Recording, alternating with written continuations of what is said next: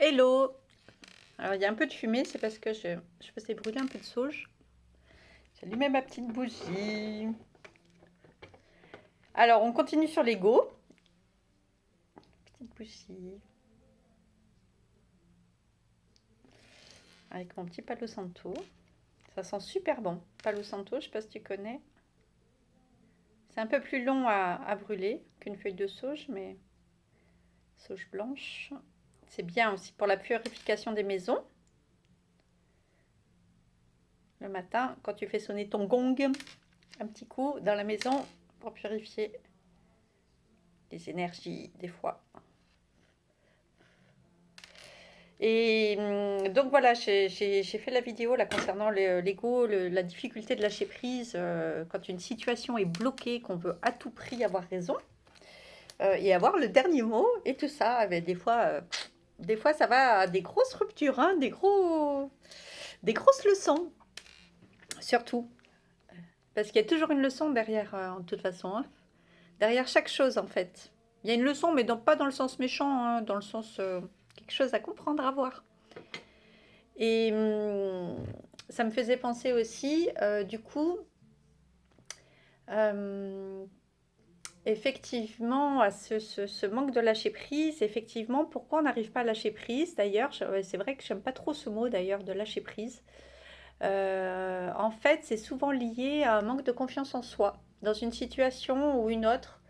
C'est lié à une manque déjà d'estime de soi et de confiance en soi parce que en fait, on a peur que ce qu'on lâche, ce qu'on va perdre, entre guillemets, ce qu'on perd, ce qu'on lâche, eh bien, ce soit perdu. Mais en fait, il n'y a jamais rien qui est perdu parce que quand on est en sécurité en soi, quand on a confiance en soi, on perd pas de temps. On perd pas de temps. On sait que le temps est précieux et que en fait, bah, ça fonctionne pas, ça marche pas. Ok, next, next, next. En fait. Et quand on sort de ça, oh, mais ça apporte une de ces libertés parce qu'en fait, justement, c'est on veut contrôler, on veut contrôler. Et pourquoi on veut contrôler? On veut contrôler parce qu'on a des peurs, alors conscientes ou pas, mais on a des peurs. On a peur de ne pas arriver soi-même à se sécuriser, on a peur de perdre. On a peur de perdre, et ben des fois, il faut abandonner de l'argent. Il y a des trucs qui ne marchent pas, comme je vous racontais, voilà. Ou qui ne marchent pas d'une certaine manière. Eh bien, il ne faut pas arrêter de s'obstiner à aller dans le mur, quoi. Il faut reconnaître les choses et puis contourner, faire autrement, essayer autrement. Et je crois que quand on reprend confiance en soi, quand on reprend l'estime de soi, on arrête de gaspiller cette énergie justement à vouloir absolument que quelque chose marche, qu'une relation marche. Pareil, il y a des gens qui restent dans des situations, dans des relations qui ne fonctionnent plus parce qu'ils ont acheté la moitié des meubles, parce qu'ils ont, voilà, parce qu'ils n'ont pas envie de redéménager, enfin, mais des trucs, mais fou, quoi. Et voilà, ils veulent aller jusqu'au bout du bout de leur connerie, entre guillemets, de notre connerie. J'ai fait ça, moi aussi. Parce que tu te dis que ça va changer, parce que tu dis qu'avec le temps, parce que surtout tu veux continuer surtout à avoir raison, et tu t'attends que la vie te prouve en fait que tu as eu raison, parce que des fois on te dit qu'il faut, que c'est une belle preuve, comment dire, de courage, de continuer, de persévérer, etc. Mais non, pas toujours, pas toujours. Des fois c'est juste de la connerie quoi, et de la bêtise et de l'obstination têtue, mais qui mène à rien, qui est juste là pour te faire perdre ton énergie, pour t'énerver, etc. Mais ça me fait rigoler parce que je me reconnais tellement. Moi, pendant des années, j'ai voulu avoir raison tout le temps de tout, quoi. Et des fois, on est vraiment convaincu qu'on a raison. Et des fois, c'est vrai qu'on a raison. Oui, mais des fois, non. Des fois, on veut juste avoir raison. On veut juste avoir le dernier mot. Et des fois, on a été élevé dans un système comme ça aussi. Alors, c'est ça dont je voulais vous parler. C'est que parfois, on peut avoir eu un père ou une mère à qui il a fallu tenir tête tout le temps. Et en fait, avec qui c'était le schéma de fonctionnement. C'est comme, vous savez, les gens qui se disputent tout le temps, ou les couples. En fait, c'est des schémas de fonctionnement. Ping-pong, ce que j'appelle ping-pong. Et parfois, quand on a été jeune, quand on a été enfant, par exemple, ça peut être le seul mode de survie, entre guillemets, qu'on a trouvé pour tenir tête à un père ou à une mère trop, par exemple, autoritaire,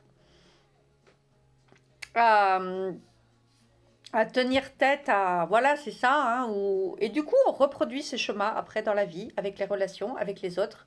Et il y a des gens comme ça qui ne savent exister, qui n'ont que des relations en fait conflictuelles aux autres, parce que c'est le mode de schéma qu'ils ont eu justement dans l'enfance avec les parents. De toute façon, on en revient tout le temps, tout est toujours lié aux parents et aux grands-parents. De toute façon, il y a, je ne sais plus quel psychologue disait ça aussi, il n'y a pas très longtemps, 85-90% des soucis qu'on a en étant adulte, de nos blessures, de tout, malheureusement, mais c'est comme ça, ils y sont pour rien non plus nos parents, c'est pas de leur vouloir du mal ou manquer de respect de dire ça, c'est comme ça, c'est reconnu de toute façon maintenant, depuis longtemps, c'est lié au transgénérationnel. Donc c'est les parents et les grands-parents. Parce qu'eux-mêmes nous ont élevés avec leurs blessures à eux, voilà, bon bah, c'est comme ça, mais seulement à un moment donné, on devient adulte. On prend sa responsabilité d'être adulte et on prend la responsabilité, du coup, de reconnaître et de voir les choses et on blâme pas nos parents de ci, de là et chacun vit comme il veut pour ceux qui ont encore leurs parents. Par contre, nous, on peut choisir à un moment, à un moment donné, on se choisit soi, on choisit de se faire le cadeau à soi de sortir de ça. D'ailleurs, j'en parlais l'autre jour avec une copine aussi qui me disait, qui m'a dit, et à juste titre, que dans cette situation-là, je voulais avoir raison. Elle m'a parlé d'un livre aussi, le pardon, le cadeau qu'on se fait avec le pardon aussi à soi-même, etc. Et je suis d'accord avec elle. Et, et parfois, vis-à-vis des parents, en fait, on veut tenir tête absolument. Et donc, on a l'habitude de fonctionner dans ce ping-pong, dans ce schéma qui est addictif, mais qui est mauvais, qui est malsain, qui est destructeur pour soi, parce qu'en fait, on passe de l'énergie dans du combat, mais en fait, on ne fera pas changer l'autre. Est-ce qu'on croit qu'on va faire changer l'autre? Est-ce qu'on croit sérieusement que notre père ou notre mère ou quoi va changer? On va le changer? Non. Il faut être honnête. À un moment donné, il faut être honnête avec soi. Donc, on ne veut pas changer l'autre, en fait. On veut juste avoir raison. Mais à un moment donné, on devient assez adulte pour prendre sa responsabilité de ça, se faire le cadeau soi-même, de lâcher le truc. Et l'autre, s'il est content, s'il croit qu'il a raison, de toute façon, au bout d'un moment, quand il verra qu'il n'y a plus le truc, il n'y a plus le ping-pong, quand il verra au bout d'un moment qu'il n'y a plus le truc au bout. Moi, il y a des situations, maintenant, je dis rien, je réponds même plus. Ça ne me fait plus réagir. Et avant, je sautais sur le truc. Ça me faisait réagir, mais pendant des années. Il y avait même des personnes dans ma famille, enfin ex-famille, qui avaient l'habitude de me manipuler comme ça, en me lançant des trucs. Mais alors, ils se régalaient de voir, mais à quel point, comme un poisson à qui tu donnes à manger, je sautais sur le truc, quoi. Ça me faisait réagir, c'était insupportable, je supportais pas. Mais en fait, avec les années, maintenant je m'en fous complètement, je laisse dire, et même je me marre. Ça n'a plus aucune prise sur moi. Je vois ça avec du détachement, je vois ça, mais ben, pour le coup, là, c'est mon ego qui est content. Je me glorifie un peu. Non, mais je vois ça et je m'en fous. Et peut-être l'autre pense que c'est de la faiblesse de ma part, que j'ai lâché prise parce que je suis épuisée, mais pas du tout. Je pète la forme. Je pète la forme et c'est juste que ça m'intéresse plus, quoi. Je laisse le bout de ficelle, je l'ai laissé à l'autre, quoi, en fait. Qui se battent tout seul, qui s'amusent tout seul avec d'autres personnes. Comment dire, voilà quoi, c'est comme s'il y a de l'élastique et l'élastique, cling, ben je le prends même plus le bout d'élastique quoi, je le laisse à l'autre et ça fait un bien fou. Ça fait un bien fou, j'ai envie de vous encourager dans ce sens, mais essayez. En fait, c'est un mécanisme à déconstruire. C'est un mécanisme à déconstruire, mais quand on l'a vu ce truc, mais essayez au moins quelque temps, essayez pour voir, parce que vraiment c'est extraordinaire. Et ça nous donne une liberté d'agir, ça nous redonne une liberté d'action, de l'énergie qu'on peut mettre ailleurs, dans autre chose, de plus constructif.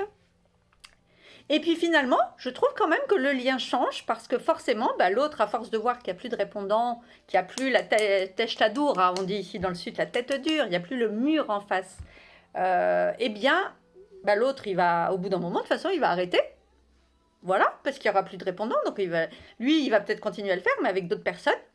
Donc du coup, je trouve que quand même que là, pour les personnes avec qui on est quand même obligé d'avoir quand même une relation, de continuer d'avoir une relation, parfois c'est le cas. Ça peut être un client, ça peut être à l'école, les parents, ça peut être dans le milieu social, du boulot, etc., avec un chef. Ça sert à rien de se battre. C'est toi-même que tu punis. C'est toi-même que tu punis. Tu te mets dans un état d'énervement. Alors, je vais vous faire une autre vidéo bientôt parce qu'on va parler à nouveau de l'estime de soi, de la confiance en soi. Mais moi, c'est quelque chose que je n'ai pas vu pendant des années. Si on me disait, toi, tu n'as pas confiance en toi, je le savais quelque part par rapport aux études, par rapport à certaines choses. Mais sinon, sur le reste, je disais, non, non, moi, ça va. Je suis très extravertie, j'ai pas de soucis avec les gens, je suis très bienveillante. J'avais pas du tout l'impression de manquer d'estime de soi. Mais en fait, on se rend compte, au bout d'un moment, il y a tellement de miroirs qui te reviennent de blessures qui te reviennent en miroir, du rapport aux autres, où tu comprends au fur et à mesure en fait que tu te respectes pas. Et ça, j'ai eu ça pendant longtemps avec mes compagnons, où je disais, ça me convient pas. Je n'accepte pas, ça me convient pas, mais sauf que je restais. J'avais du mal à partir. Bon, je finissais toujours par partir, plus ou moins. Mais je sais pas, c'est comme si on m'entendait pas en fait. Mais on m'entendait pas, c'est normal, parce qu'en fait, quand tu te... Comment dire? Tu veux des personnes qui te respectent, tu veux un lien respectueux, équilibré, donner, recevoir, mais sauf que toi-même, ton essence même, toi-même, tu ne te respectes pas. Tu ne t'estimes pas à ta juste valeur. Et c'est pas question de faire une crise écotique du tout, mais c'est question de rééquilibrer les choses. Euh, ça fait mal quand on s'en rencontre, hein, parce qu'il faut vraiment consoler son enfant intérieur. Ça fait mal, on se rend compte qu'on est passé, mais pendant plein d'années, à travers soi, qu'on s'est humilié soi-même dans des relations, qu'on s'est fait mal, qu'on s'est blessé, qu'on s'est vraiment fait mal. Mais en fait, on s'est abandonné soi-même. On s'est abandonné soi-même, on s'est rejeté soi-même. Si on a toutes ces blessures, on se laissait toutes faire soi-même, ces blessures. Comment tu veux attirer des gens équilibrés, comment je veux dire, à peu près soignés, entre guillemets. Déjà, quand tu as toutes ces blessures, tu n'attires que ça à toi. Donc, blessure de trahison, tu te trahis toi-même, tu te mens à toi-même. Blessure d'abandon, tu t'abandonnes toi-même. Blessure de rejet, allez, un petit coup encore en plus, tu te rejettes toi-même aussi. Tu te regardes dans des miroirs, tu te trouves moche, tu te trouves ci, tu te trouves trop comme ça, trop machin. Presque tu te détestes en fait au fond. Tu te trouves nul, tu te trouves pas assez ci, tu te trouves pas assez ça. Mais c'est ça l'estime de soi, la confiance en soi. C'est pas forcément dans des actes, c'est comment tu te vois, comment tu te regardes, comment tu te sens dans ton essence même. Est-ce que tu te trouves courageux? Est-ce que tu te trouves beau? Mais beau, je veux dire pas beau physiquement, beau. euh, Est-ce que tu t'aimes? Est-ce que tu chéris ton corps? Est-ce que tu honores ton corps? Mais vraiment. Et tant pis, les petits bourrelets, les petits trucs qu'on n'aime pas trop et tout. Ouais, mais regardons tout ce qui marche dans notre corps, tout ce qui fonctionne chaque jour. On voit, on sent, on peut marcher, notre cœur fonctionne, nos poumons, on peut respirer. euh, tout, tout, quoi. On se réveille, on s'endort, on éprouve des émotions, mais c'est merveilleux. Et on regarde toujours le petit truc qui fonctionne pas. Mais je veux dire, à un moment donné, c'est ça l'estime de soi, c'est reconnaître tout le beau qu'il y a en soi, tout le sacré qu'il y a en soi. Euh, et arrêter de se blâmer, arrêter de se sacrifier, quoi. S'obliger à faire des trucs, ça aussi. Alors, une grande liberté. Moi, c'est pareil, là, je m'oblige plus. C'est le bordel dans ma chambre. C'est pas grave, je fais ce que je peux comme je peux, mais il a fallu de toute façon que j'arrive à un burn-out et à 3 fractures, hein. Enfin une fracture et 2 opérations, 3 opérations pour que mon ego il lâche, pour que je sorte du contrôle, pour que j'arrête de vouloir avoir raison, pour que je... Voilà, mais je le dis avec un ton mais d'humour, hein, je me moque de moi-même, mais par contre je me moque de moi-même avec bienveillance, hein. C'est vraiment pour vous raconter parce que je ne me moque plus de moi-même. Maintenant, c'est fini, je m'aime, je m'adore, je me chéris, dans le sens, voilà, parce que j'ai compris aussi la puissance de la manifestation et des mauvaises pensées et de tout ce qu'on se renvoie de mauvais quand on se regarde et qu'on se juge mal, qu'on s'auto-juge mal. Ça, j'ai compris le pouvoir de tout ça. Et mon Dieu, et vraiment, j'en reparlerai, j'en reparlerai, parce que bah, je crois qu'on ne le croit pas vraiment, ce truc-là. Mais oui, ça existe, ça marche. Donc faisons attention à nos mots, à nos paroles et même à nos pensées envers soi-même. Alors envers les autres, mais aussi envers soi-même. Quel bonheur, quelle liberté de vivre, de se lâcher la grappe, quoi. Et tant pis si on n'a pas fait ci, tant pis si on n'a pas fait ça, on fait ce qu'on peut, comme on peut. Et c'est comme si on fait une mue, on sort d'un carcan que les autres nous ont imposé, mais dans lequel nous-mêmes, en tout premier lieu, c'est nous-mêmes qu'avons voulu tenir ce rôle. Hein. Voilà, parce qu'on vous laisse cadrer, parce qu'en fait, on a des peurs, les peurs qu'on a d'être rejeté, justement, de plus être aimé, qu'on nous aime pas, qu'on nous trahisse ou qu'on nous rejette, si jamais on montre notre vraie personnalité, si jamais, donc bon, ça touche plusieurs sujets là, ce que je vous dis, mais en fait, tout est lié parce que quand on a la blessure de rejet, et je l'ai eu, de toute façon je les ai toutes eues, hein, j'ai découvert que voilà, donc j'ai été dans un déni total de moi-même et de ma vie pendant 40 ans, voilà, tellement je suis hypersensible et tellement j'ai été blessée de plein de choses, etc. Et j'entendais tout à l'heure un podcast qui dit que ça vient de plus loin, d'ailleurs dans la numérologie, très très très intéressant, je vous fais une parenthèse, on voit ça. Dans ma numérologie, j'ai le nombre karmique du côté de la mère, le nombre karmique du côté du père. Je suis vraiment venue pour ça. Je suis vraiment venue pour ça, pour couper ça en fait.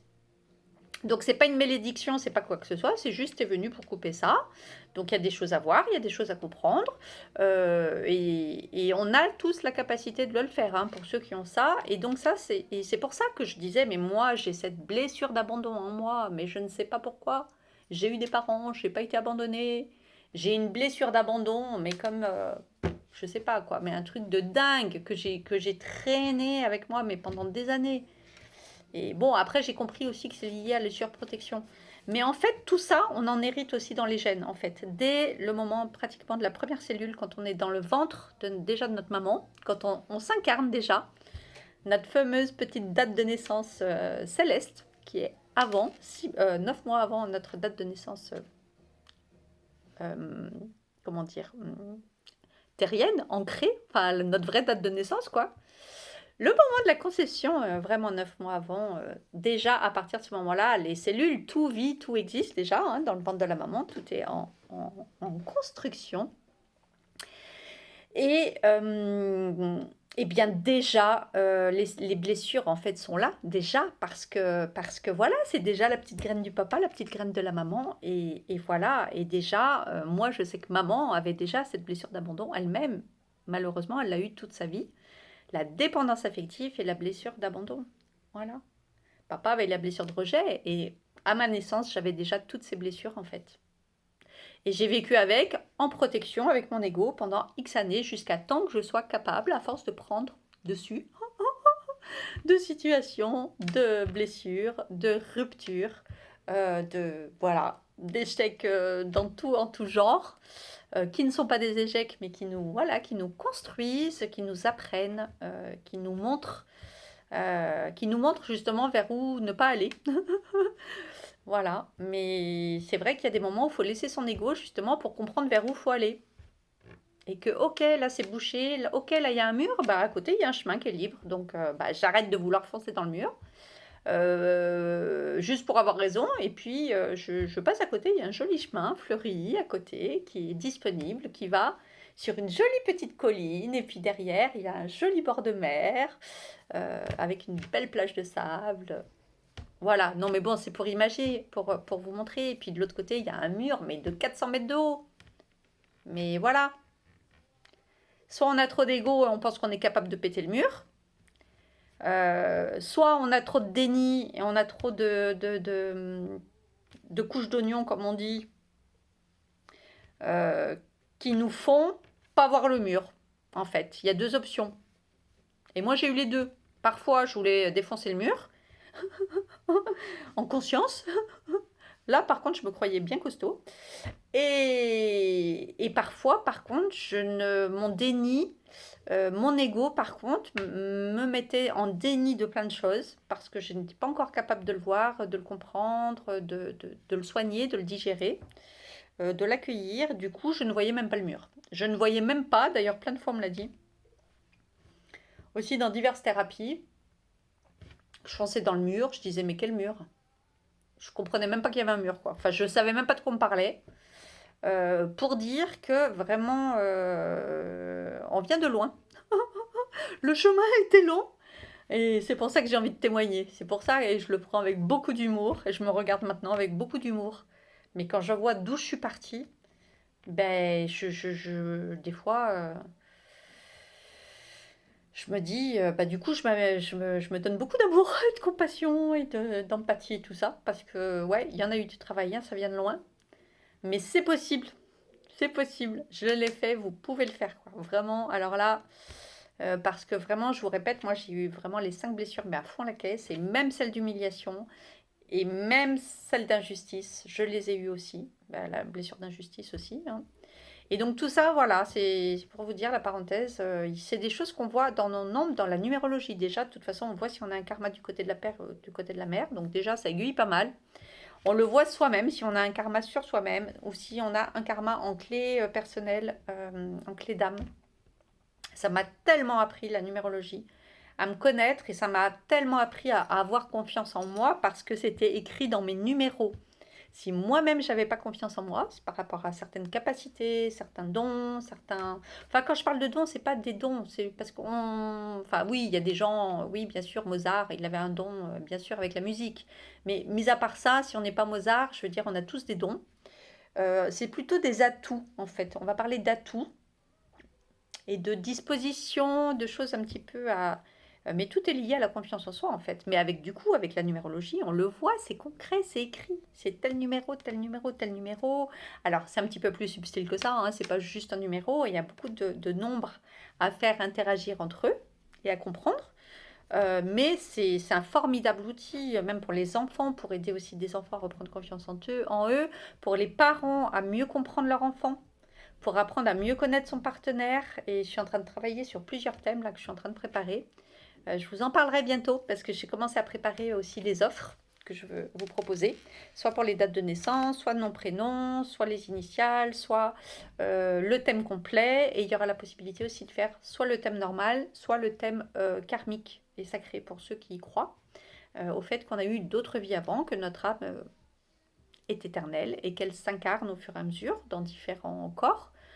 Ceux qui croient qu'il y a quelque chose après la mort, il n'y a pas juste ce corps physique là qui va au cimetière et basta, voilà, qu'il y a autre chose, que l'âme survit. Pour ceux qui croient à ça, c'est magnifique, c'est merveilleux, avec la méthode justement de Gaël de Vatasi. Sa numérologie sacrée et Lunara, c'est extraordinaire parce qu'on arrive à étudier ce fameux chemin de vie terrestre, mais on arrive aussi à étudier ce fameux chemin de vie céleste. Et puis, quand on a les deux, on arrive à étudier soit le soi,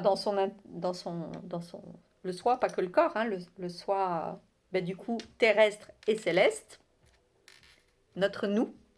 On arrive à connaître son chemin de vie, du coup, sacré. Et c'est vraiment intéressant parce qu'on retrouve des choses qu'on ne voyait pas ni dans l'un, et dans l'autre, dans le céleste, on va retrouver certaines choses, mais voilà, vraiment super intéressantes. Magnifique. C'est moi, enfin, je trouvais ça mais vraiment émouvant.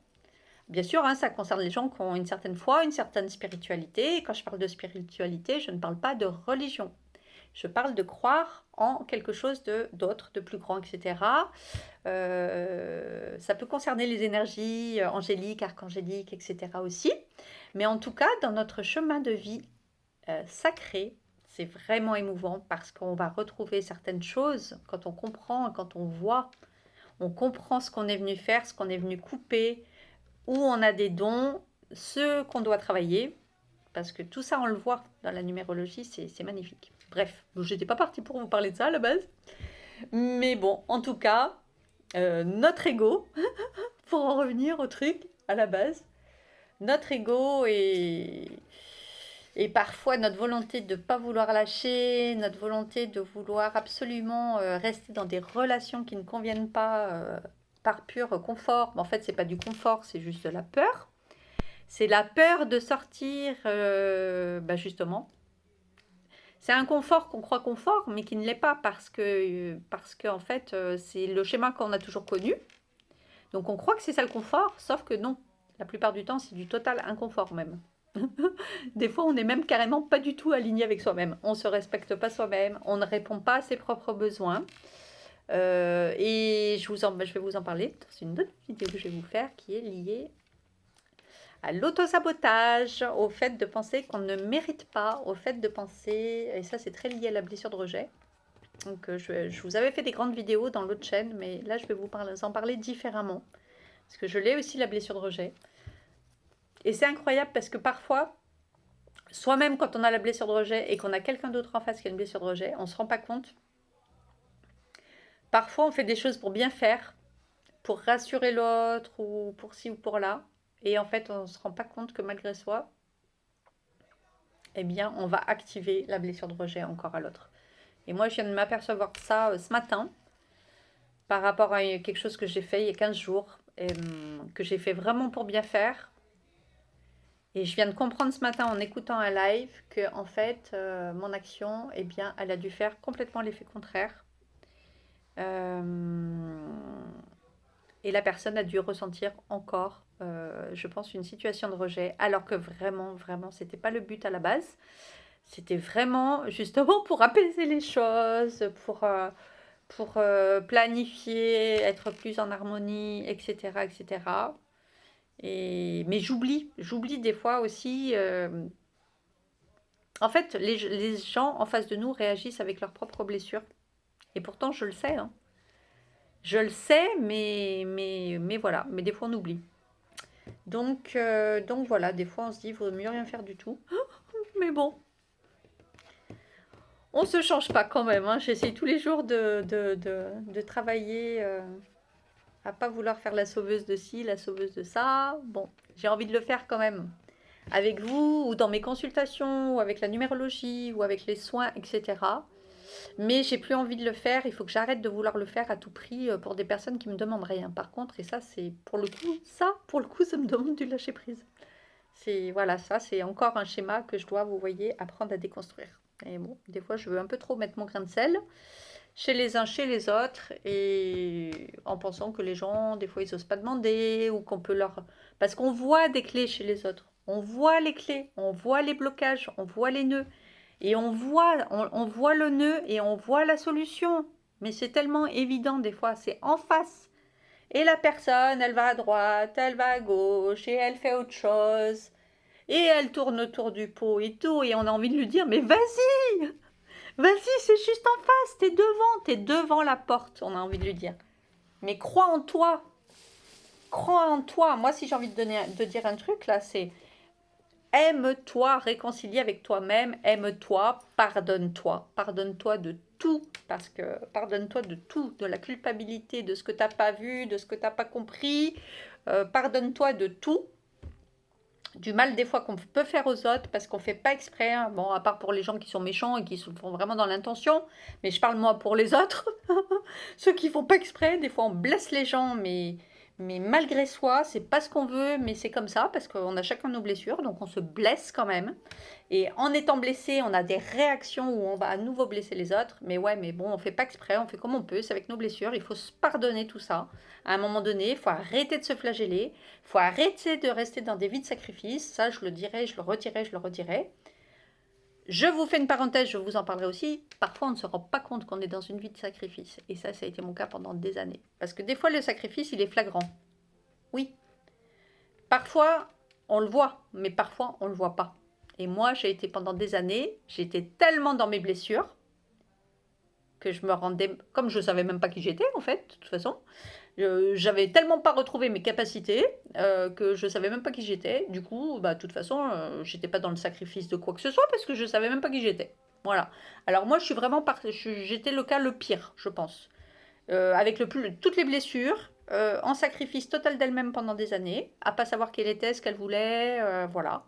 À être constamment en suradaptation des autres, toujours à faire pour les autres, pour les autres, pour les autres, pour les autres et à chougner que ah, moi j'ai pas ci, ah moi j'ai pas ça, et ça je suis pas d'accord, mais on ne m'écoute pas. Ah ben ça, j'ai fait ça pendant des années, à rester dans un rôle de victime. J'ai fait ça pendant des années. Et bah tu comprends pas, tu prends un autre partenaire, tu prends un autre boulot, etc. Voilà. Mais bon, au final,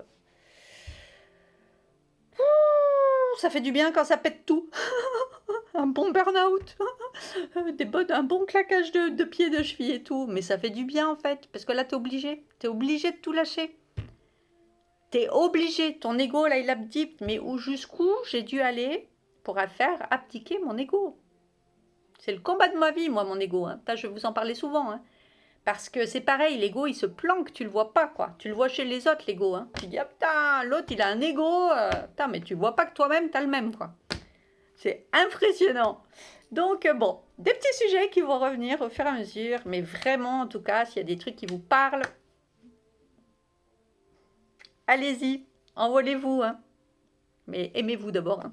Aimez-vous, chouchoutez-vous, pardonnez-vous, aimez-vous, c'est ça la clé. Si j'irais dire s'il y a une seule clé, c'est ça. C'est le retour à soi. C'est se pardonner, s'aimer, se chouchouter.